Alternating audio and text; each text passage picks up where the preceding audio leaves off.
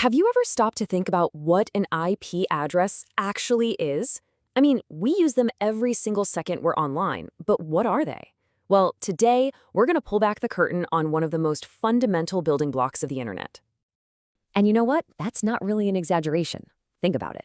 Your phone, your laptop, your smart TV, if it wants to connect to anything, it's relying on this little piece of magic.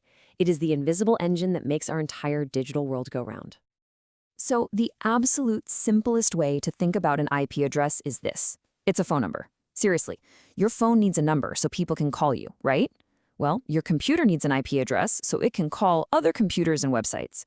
Without one, your device is totally isolated. It can't talk to anyone. And I mean every single device. Anything that connects to a network, whether it's your Wi-Fi at home or the giant internet itself, it has to have one of these unique phone numbers. The very device you're watching this on right now, yep, it's got one. But here's the thing. The IP address doesn't roll solo. It's kind of the star of the show, for sure, but it's got a posse. It always brings along two super important sidekicks. So let's meet the whole crew. This is what they usually look like.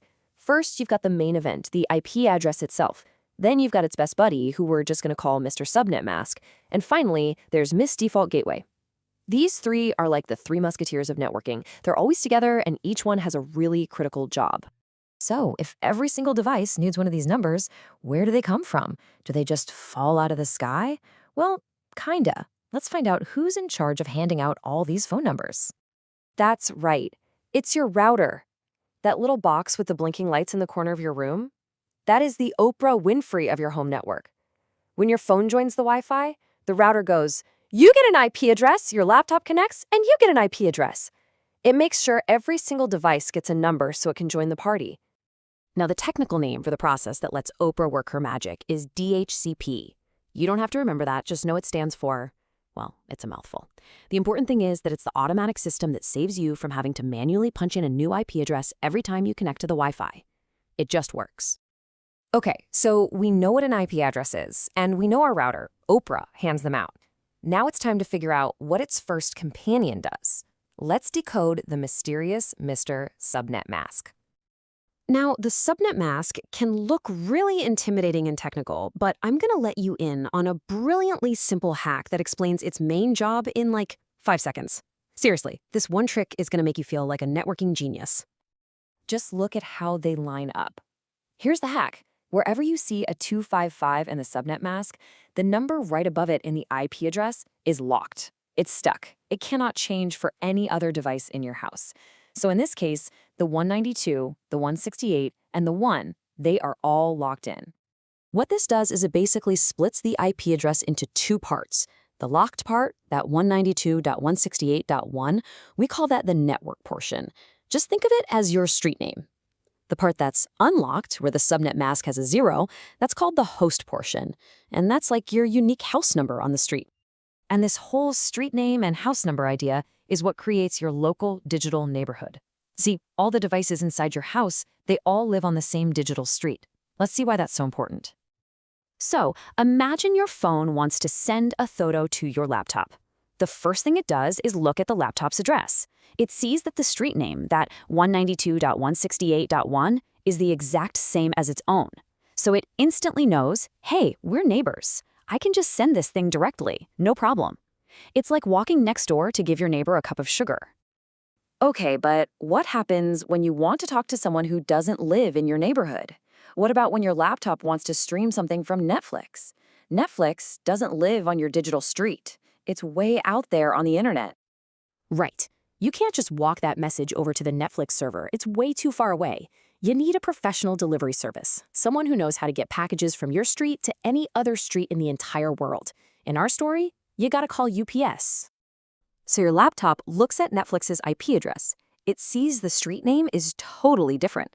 So it says, whoa, that's not a neighbor. I need help. And who does it call for help?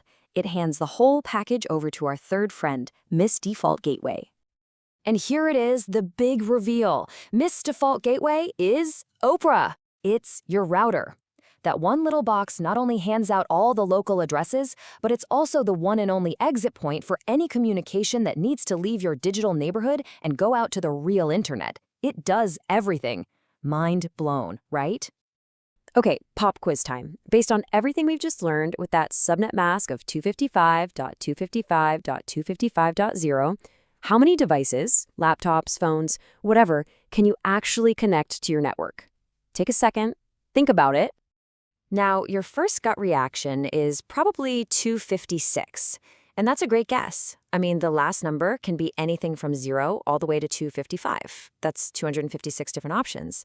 It makes perfect sense. But there's a catch. See, you can't actually use every single one.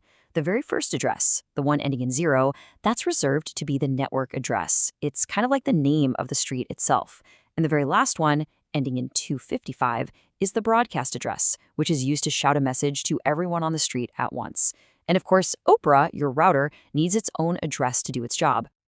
So you take your grand total of 256 addresses, you subtract those 3 special reserved ones, and you are left with 253 usable IP addresses for all your gadgets. If you got that right, give yourself a pat on the back. You're a networking pro. So let's just recap real quick. IP addresses are the phone numbers for our devices. Our router, Oprah, is the generous host that hands them all out. And the subnet mask, Mr. Subnet Mask, draws the line that defines our digital neighborhood, telling our devices when they can talk directly to each other and when they need Oprah's help to reach the outside world. And honestly, we're just scratching the surface here. Understanding your digital address is a huge first step, but it opens up a much, much bigger question. What other pieces come together to create your complete identity online? Now that is something to think about.